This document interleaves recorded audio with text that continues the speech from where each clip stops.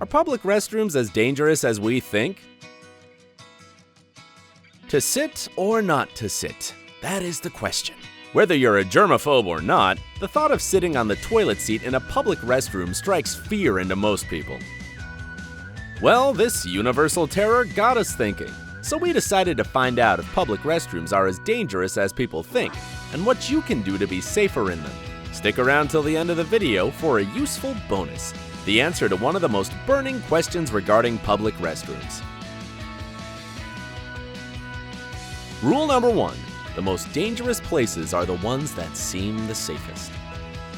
Nobody ever really knew for sure how many bacteria there were under the toilet seat or on its lid, but the Biocoat company, one of the leading antimicrobial technology suppliers on the market, made the first step in dealing with this issue. Specialists there decided to swab all the surfaces in an office restroom that had gotten good use over one working day. And the results were shocking. First off, they found over 50,000 different microorganisms in a restroom that looked otherwise clean. As for the most contaminated object in the room, it wasn't the toilet. They found the most germs around the sink. That's probably because sinks aren't cleaned as thoroughly as toilets are. Scientists from the University of Arizona also came to the same conclusion. Only 19% of all bacteria in bathrooms can be found on and in the toilet itself. All the rest dwell in the bathtubs and sinks. Not to mention, there are entire colonies of bacteria on the floors, walls, doorknobs, and the flusher. A shocking 62% of the bathroom floors that underwent the researchers' careful scrutiny were contaminated with dangerous bacteria, Staphylococcus, Salmonella, Shigellosis, and Serratia marchensis being the most common.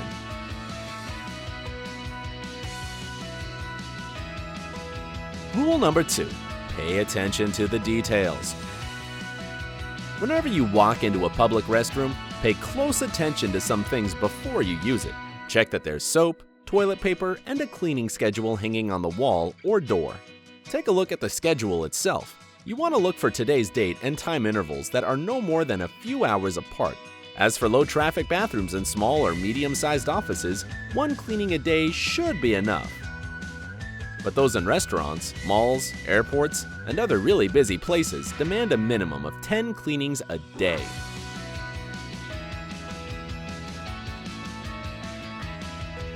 Rule number 3. Choose the right stall.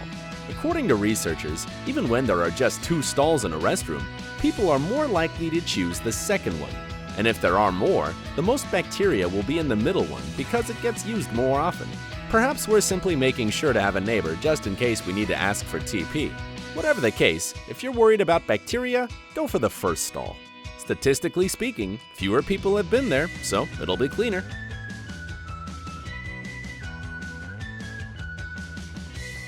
Rule number 4. Adapt to the location. If you need to put down your bag or your things, pick the safest space, outside the bathroom. But if you have no choice and there's nobody to hold your stuff, do not put your things on the floor. The safest place is the toilet tank.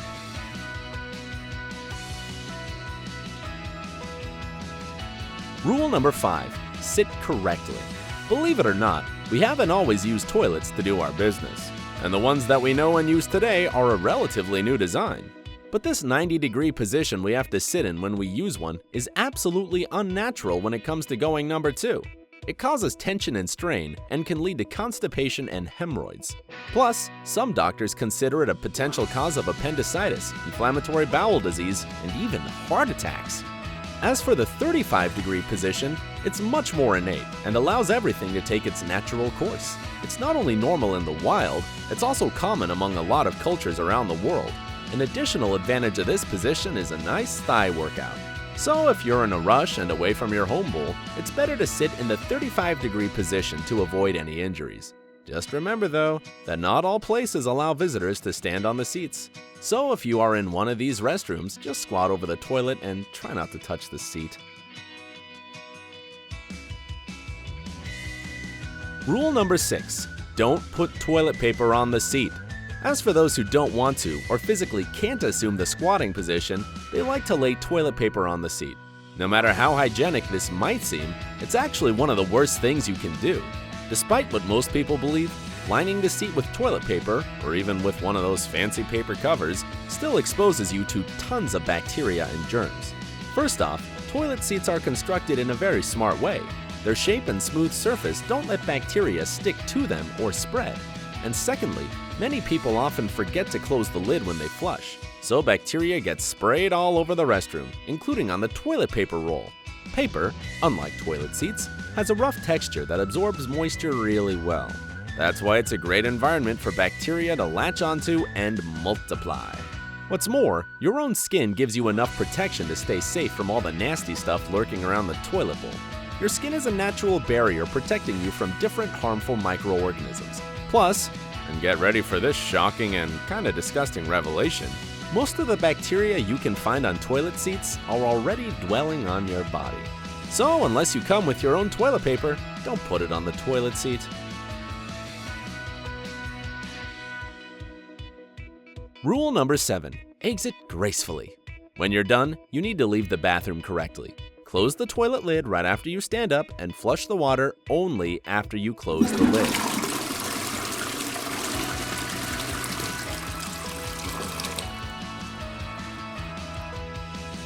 Rule number 8, wash your hands thoroughly.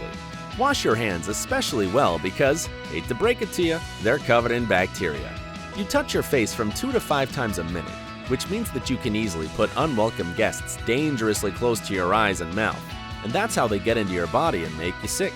So anytime you use the bathroom, try not to touch your face after you do your business, and before you wash all those bacteria away.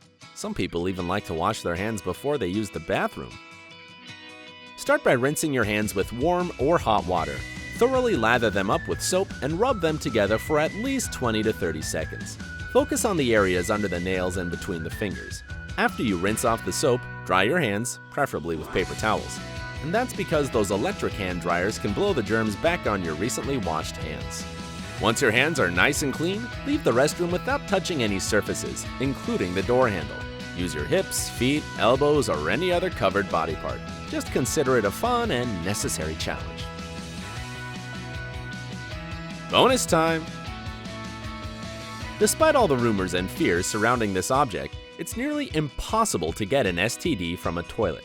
Dr. Mary Jane Minkin, a clinical professor of obstetrics and gynecology at Yale Medical School, explains, these microbiological bad guys try not to live outside of nice, comfortable human tissue. That's why they prefer to move from one person to another through skin-to-skin contact or fluid exchange. They don't like lying in ambush, waiting for you on a cold and hard toilet seat. So while there are lots of legitimate reasons why you might not be a big fan of public restrooms, the threat of contracting an STD shouldn't be among them. Even the most stubborn people can now breathe easy about this one. And the same goes for all of us. We can relax a little because, overall, public restrooms aren't as dangerous as we think. What other public places seem especially scary to you? Tell us in the comments below. Don't forget to share this video with your friends and click subscribe to stay with us on the bright side of life.